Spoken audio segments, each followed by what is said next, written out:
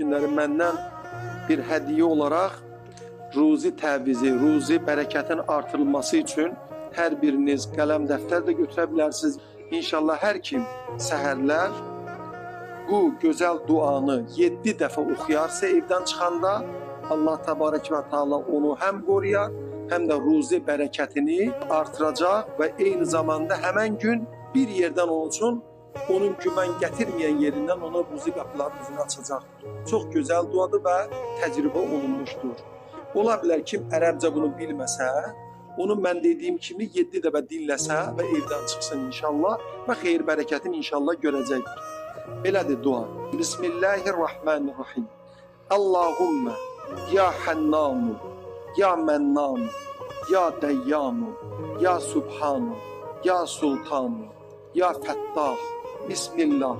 Allahu latifun li ibadihi ma şa'allah. La kuvvete illa billahil aliyyil azim.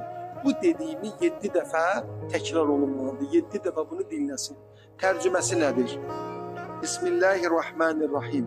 Ey Allahım, ey mehriban şəxs, ey hədiyyə verən, ey bəxşiş edən bəndəsinə, ey dəqiq və tədbirli olan hakim, ey eyibdən paş və müqəddəs olan Allah, ey padişah, ey səltənət sahibi, ey işləri açan, yolları asanlaşdıran, işlərin düyünlərini açan Allahın adıyla Allah Teala bəndələrinə dəqiq rəhm və mərhəmət edən, ruzi verəndir.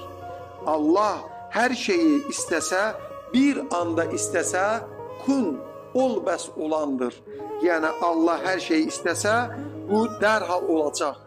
Qüdrət yeganə Allah'a məxsusdur.